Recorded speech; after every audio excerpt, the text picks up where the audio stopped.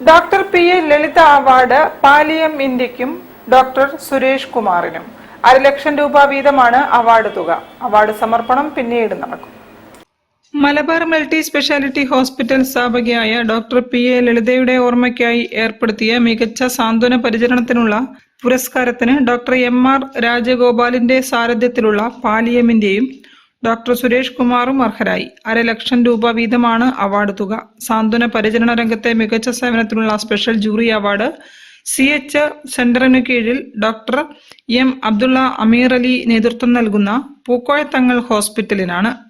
നമ്മൾ ഇത്തവണ തീരുമാനിച്ചിരിക്കുന്നത് എന്താണെന്ന് വെച്ചിട്ടുണ്ടെങ്കിൽ ഒരു വ്യക്തിക്കും അതേമാതിരി തന്നെ ഒരു സ്ഥാപനത്തിനും കൊടുക്കാം എന്നുള്ളതാണ്.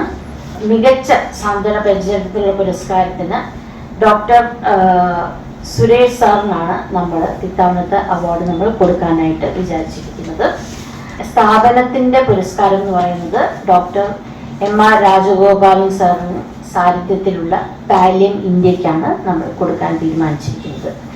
ഈ പൈനൻ പാലിയേറ്റീവിലുള്ള മികച്ച സേവനത്തിലുള്ള ഒരു സ്പെഷ്യൽ ജൂറി അവാർഡ് നമ്മൾ ഇത്തവണ കൊടുക്കുന്നുണ്ട്.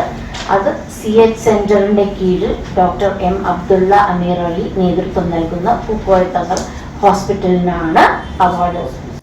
ഡോക്ടർ പി.എ. ലളിതയുടെ പേരിലുള്ള 4ാമത്തെ അവാർഡാണിത്. മികച്ച വനിതാ സംരംഭക, ഡോക്ടർമാരിലെ മികച്ച എഴുത്തുകാർ, മനസ്സലിവുള്ള ഡോക്ടർ എന്നീ മേഖലകളിലാണ് നേരത്തെ അവാർഡ് നൽകിയിരുന്നത്.